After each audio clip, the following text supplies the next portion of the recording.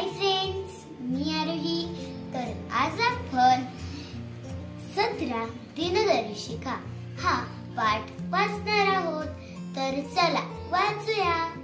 दिनू मित्रांनो, ऑगस्ट महिन्यात आपला स्वातंत्र्य दिन साजरा झाला। शाळेत झेंडावंदन झाले, प्रभात फेरी निघाली, भाषणे झाली, मुलांना खाऊ दिला।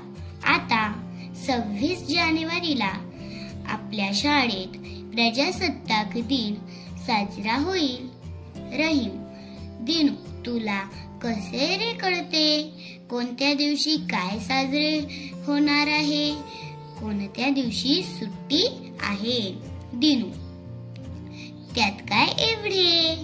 अरे, घरी दिनदर्शिका असते ना, त्यात सर्व माहिती दिलेली असते। आता मुमताज, काय काय माहिती असते दिनदर्शिकेत? दिनू, दिनदर्शिकेत वर्ष, महिने, वार आणि दिनांक दिलेली असतात। रंजना, आणखी काय बरे असते? दिनू, विविध सण उत्सव दिलेले असतात।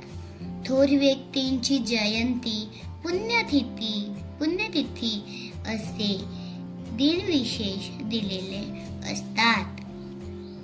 हेमांगी, दिनू तुला तर फारच माहिती आहे रे। दिनू, हो, मी रोज सकाळी दिनदर्शिका वाचतो, मगच शाळेत येतो, त्यामुळे परिपाठात मला माहिती सांगता येते। अर्चना, चला मित्रांनो, आपण वर्गातील दिनदर्शिका समजून घेऊया। तर असे छान छान व्हिडिओ पाहण्यासाठी माझ्या चॅनलला सबस्क्राईब करा। चलो बाय।